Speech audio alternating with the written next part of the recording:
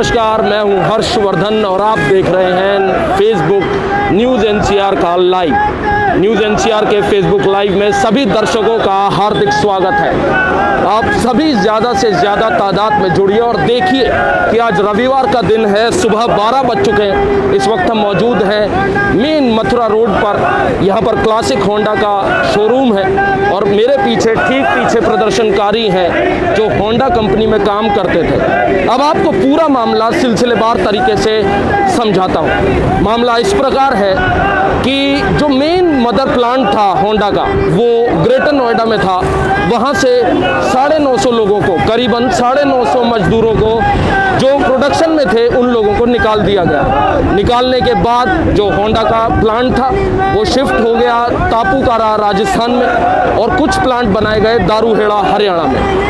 परंतु 950 लोगों को जबरदस्ती वीआरएस दे दिया गया। वीआरएस का मतलब है वॉलंटरी रिटायरमेंट सर्विसेज।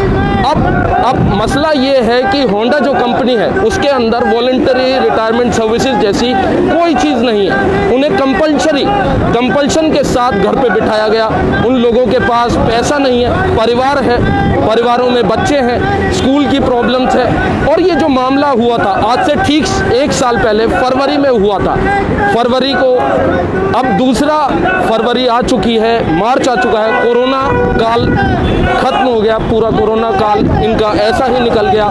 हम इन लोगों से भी बातचीत करेंगे। आप देख सकते हैं इनके पास प्ले कार्ड्स हैं और ये प्रदर्शनकारी सब अलग अलग यूनिट्स पर जाके होंडा के प्रदर्शन कर रहे हैं। आप देख सकते हैं कैसे होंडा यूनियन दलाली बंद करे और यहाँ पर सारे मजदूर उपस्थित हैं। पुलिस बहुत भारी तादाद में यहाँ पर तैनात की गई है, रैपिड एक्शन फोर्स के साथ पुलिस भी है। और आप देख सकते हैं सबके हाथ में डंडे हैं। पुलिस कमिश्नर भी यहाँ पर आए हैं और आप देख सकते हैं, क्षमा प्रार्थी हूँ, पुलिस कमिश्नर नहीं, पुलिस के कई बड़े अफसर यहाँ पर हैं, रैपिड एक्शन फोर्स है और सारे मजदूर यहाँ पर एकत्रित हुए हैं और आज ये प्रदर्शन कर रहे हैं। मैं इनसे बातचीत करूँगा, जानूँगा कि क्या मुद्दा है।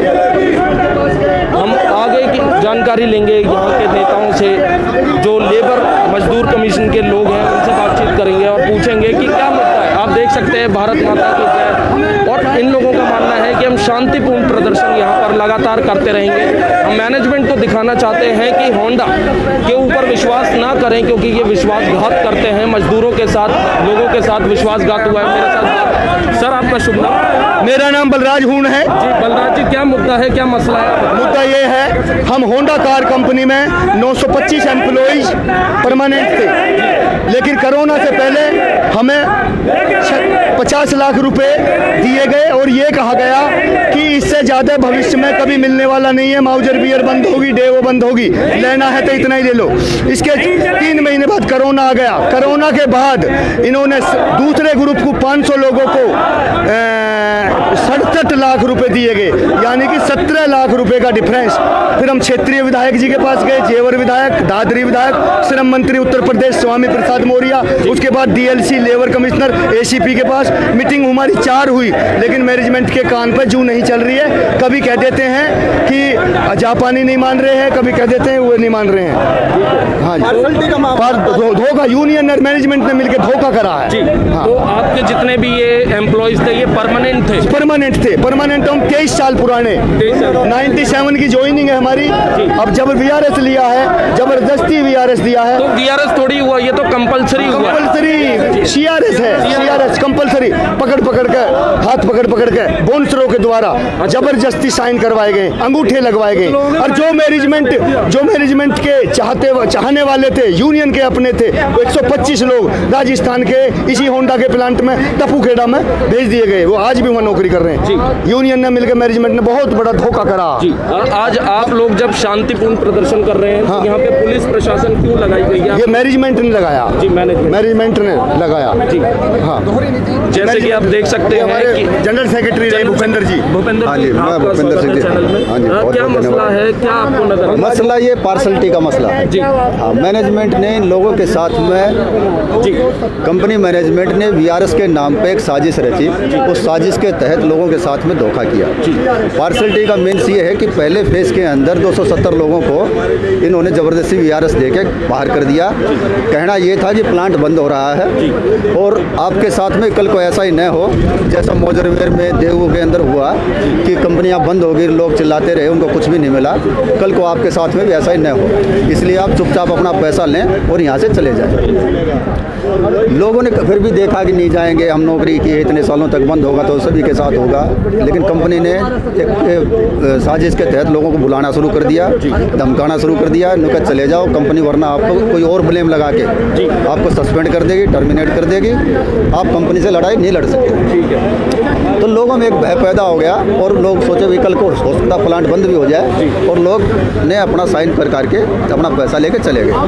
और कंपनी का कहना यह था कि जो पैसा आज आपको दिया जा रहा है भविष्य में यही पैसा सबसे ज़्यादा रहेगा, आप कभी भी अपने आप को ठगा महसूस नहीं करेंगे। लेकिन जैसे ही इन लोगों ने वीआरएस लिया, कोरोना शुरू हो गया। कोरोना के बाद में कंपनी जैसे ही दोबारा चली, कंपनी ने फिर वीआरएस स्कीम लेके आई, क्योंकि यूनियन और उनकी मिली भगत थी। वीआरएस पर इस कंपनी में है नहीं, मैंने अगर पॉलिसी पढ़ूँ जापानी, इस नहीं है। कंपनी में वीआरएस के कोई नहीं था, ये तभी तो कहा धोखा। नाम वीआरएस था, इम्प्लीमेंट सीआरएस किया गया। जी। हाँ, पूरी प्लानिंग सीआरएस की थी, नाम वीआरएस था। यूनियन को अपनी गोद में बैठा लिया और यूनियन को चुप कर दिया कि तुम साइड हो जाओ, घूमने चले जाओ, हम जैसा करें हमें करने दो। अगर आपके साथ यहाँ पर सुनवाई नहीं होती है, जैसे कि ये प्लांट है, यहाँ पर सेलिंग होती है, सेल्स प्लांट है, तो अगर आपके साथ कोई सुनवाई नहीं होती है तो आगे आपका एक्शन ऑफ प्लान क्या रहेगा? हम इसी तरीके से अपने आंदोलन को राष्ट्रीय स्तर पर ले जाएंगे। जी। ये धीरे धीरे देखो, अब यूपी से शुरू हुआ, जी। दिल्ली में आया, दिल्ली से हरियाणा में आ गया, हरियाणा से राजस्थान चला जाएगा, उधर पंजाब में चला जाएगा, जी। फिर बिहार में चला जाएगा। हम धीरे धीरे जब तक सुनवाई नहीं होगी अपने आप को रोकेंगे नहीं, आगे बढ़ते रहेंगे, क्योंकि ये एक पार्सलिटी का मामला है। और ऐसा नहीं है कि हमारी बात को किसी ने सुना नहीं है, समझा नहीं है। लेबर कमिश्नर ने हमारी बात को सुना, समझा, मैनेजमेंट को बोला कि इनके साथ गलत हुआ, इनका हिसाब करो, लेकिन मैनेजमेंट के कान पर जूं नहीं रहेंगे।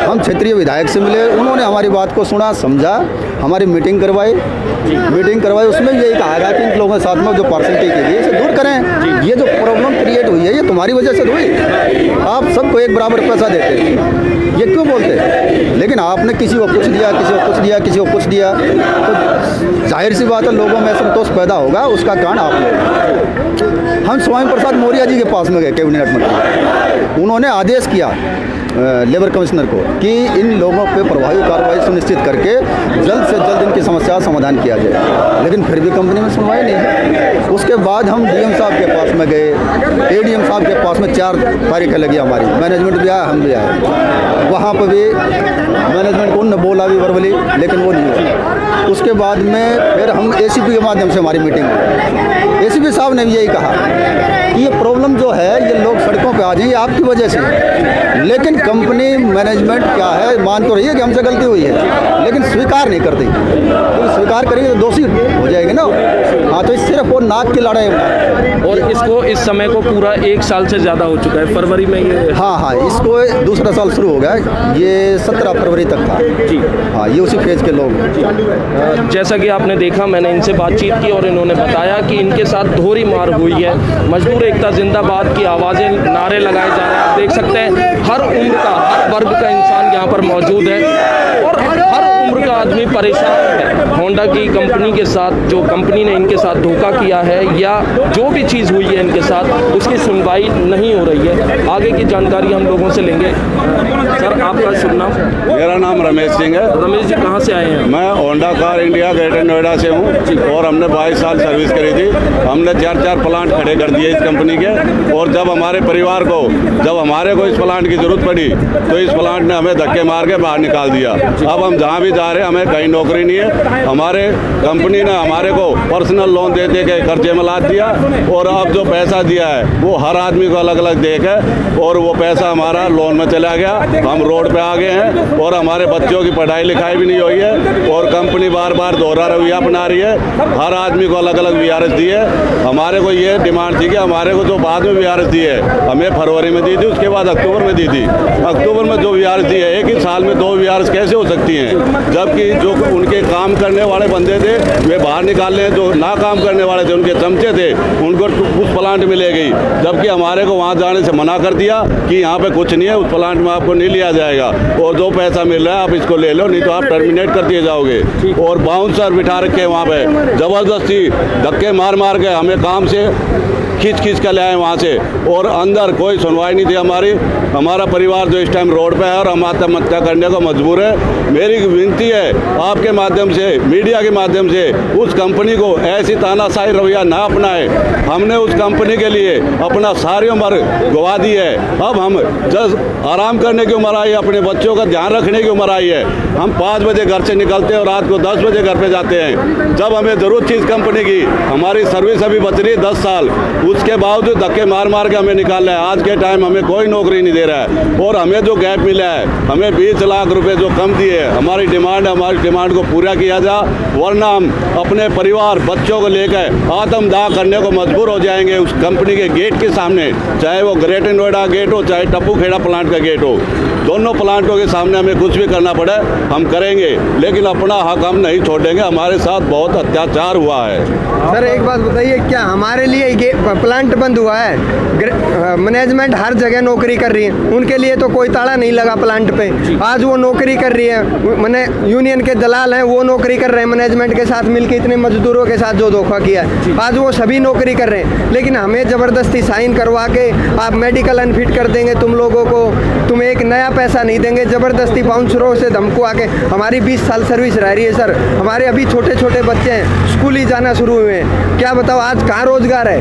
कौन रोजगार छोड़ेगा? ज़बरदस्ती नौकरी से निकाला हमें, ज़बरदस्ती रोजगार छीना हमारा। आज मैनेजमेंट 2-2 प्लांटों को देख रही है, और इतने दुनिया भर के घोटाले करे उन्होंने। आज उनको मीडिया के सामने बुलाओ और उनसे सवाल जवाब करो।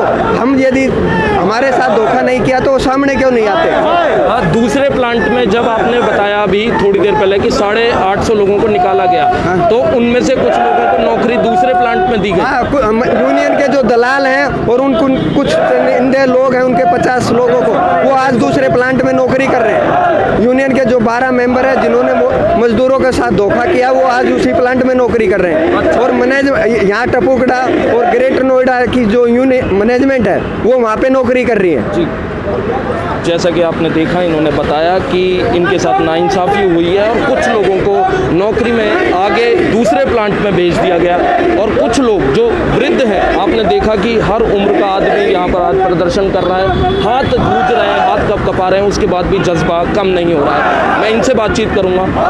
सर आपका नाम? मनोज नागर। मनोज जी, कहाँ से हैं आप और क्या ग्रेटर नोएडा से हैं जी। हमारी कंपनी ने हमको ज़बरदस्ती निकाल दिया है जी। बाउंसरों के द्वारा, और अगर कोई VRS नहीं लेता तो उसके लिए बोल दिया कि तुमको टर्मिनेट कर देंगे। बाउंसर खड़े कर दिए, लेकिन वहाँ तो हमारी मजबूरी थी, अकेले बंदे को रूम में बंद कर दिया। लेकिन इधर हम अपना अधिकार लेना चाहेंगे जी, पूरी कोशिश करेंगे कि हमें हमारे अधिकार मिले और आप लोगों का साथ भी मिले। अगर आपके जैसे आप प्रदर्शन कर रहे हैं और अगर आगे प्रदर्शन में कोई सुनवाई नहीं होती तो आगे आपका क्या एक्शन रहेगा? हम कोर्ट तक भी जाएंगे और सरकार से भी हमारी बात चल रही है, यूपी सरकार गवर्नमेंट से भी।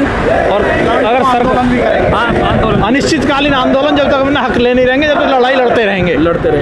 और 1 साल से ज़्यादा हो चुका है, तो आपको क्या लगता है कि ये सुनवाई कब हो पाएगी? कुछ मैनेजमेंट आंख बंद करे हुए है। हम SSP, DM, श्रम मंत्री सभी के पास जा चुके हैं। शुरू में सब आश्वासन देते हैं और बाद में मैनेजमेंट उन्हें खरीद लेती है और सब लोग मुकर जाते हैं। आपने देखा कि यहाँ की परिस्थिति खराब है, लोग परेशान हैं, और देख सकते हैं कि इतनी भारी मात्रा में लोग खड़े हुए हैं, सभी के हाथ में होर्डिंग्स हैं, होंडा मैनेजमेंट हाय हाय, भारत माता की जय। और मेरे साथ कुछ बुजुर्ग लोग भी सबसे पीछे खड़े हैं, मैं बुजुर्गों से भी जुड़ने की कोशिश करूँगा। सर आपका नाम? सतीश कुमार। सतीश कुमार जी, आपकी उम्र कितनी है? मेरी 52। आपका कोरोना काल कैसा रहा? क्योंकि कोरोना काल में हम बाहर निकाल दी कंपनी ने हमारे, क्या कोरोना काल, हम तो बहुत दुखी रहे हैं। तो पैसा हमें मिला नहीं, बाद में मिला बहुत बाद में, तो हम परेशानी में ही जूझते रहे जी। तो अब आपको क्या लगता है कि क्या आगे की रणनीति रहेगी आपकी, क्योंकि आप इतना प्रयास कर रहे हैं? भाई पूरी कोशिश कर रहे हैं हम, जब तक हमारा वो नहीं मिलेगा जब तक हम लड़ते रहेंगे जी। जब तक हमारा पैसा नहीं मिलेगा हम लड़ते रहेंगे। आपका शुभ नाम क्या है? मेरा नाम ध्रुव सिंह है सर। ध्रुव जी, कहाँ से आए हैं आप? मैं सर मथुरा से हूँ और इस समय दादरी में रह रहा हूँ। जो होंडा कार में 14 साल हो गए मुझे सर्विस करते हुए। जी, आपको भी नौकरी से निकाल? हाँ जी, मुझे नौकरी से निकाल दिया गया और जबरदस्ती निकाला इन्होंने, टॉर्चर कर करके निकाला इन्हें जी। या तो इसे रिजाइन करो, रिजाइन नहीं करोगे तो आपको सस्पेंड कर दिया जाएगा और एक पैसा नहीं मिलेगा, धक्के मार के आपको बाहर निकाल दिया जाएगा कंपनी से। तो जब होंडा कंपनी इतनी अच्छी कंपनी है, पूरे वर्ल्ड में इसकी तारीफ हो रही है, इंजन बहुत अच्छा है, गाड़ी बहुत अच्छी है, तो ये ऐसा क्यों कर रही है अपने? पता नहीं सर, इनकी समझ में नहीं है ऐसा क्यों कर रहे हैं, ऐसा क्यों करा इन्होंने। अच्छा। हाँ, हमारे साथ बहुत ही इन्होंने हरकत करी है, जबरदस्ती हमें निकाला गया है और हमें पैसा कम दिया इन्होंने। जी। आपको ऐसा लगता है कि होंडा कंपनी के प्रोडक्शन में कोई कमी रह गई हो जिसकी वजह से? कोई कमी नहीं है, कोई कमी? हमारा काम अच्छा, हमारा सब कुछ अच्छा, हमारा जी, हमारी तरफ से कोई कमी नहीं है जी। हाँ, जैसा कि आपने देखा, मैंने सभी मसलों पे बातचीत करने की कोशिश की और आप देख सकते हैं कि इस हालात में भी लोग, मेरे साथ लोग हैं। मैं कंपनी ने तरह तरह की अफवाह फैला रखी थी कि हम अपना यहाँ से प्लांट बंद कर देंगे, जो कि उन्होंने प्लांट बंद नहीं किया।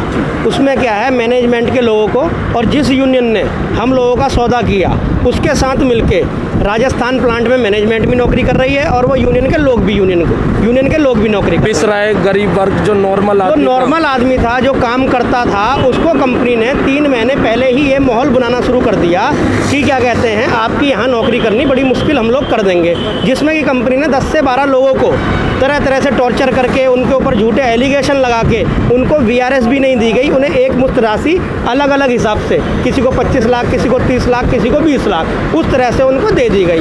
और कंपनी के अंदर जो VRS प्रक्रिया इन्होंने चलाई, उसके अंदर काफ़ी लोगों को टॉर्चर किया। 3-3 दिन लोगों को कैबिन के अंदर बंदी बना के भी रखा।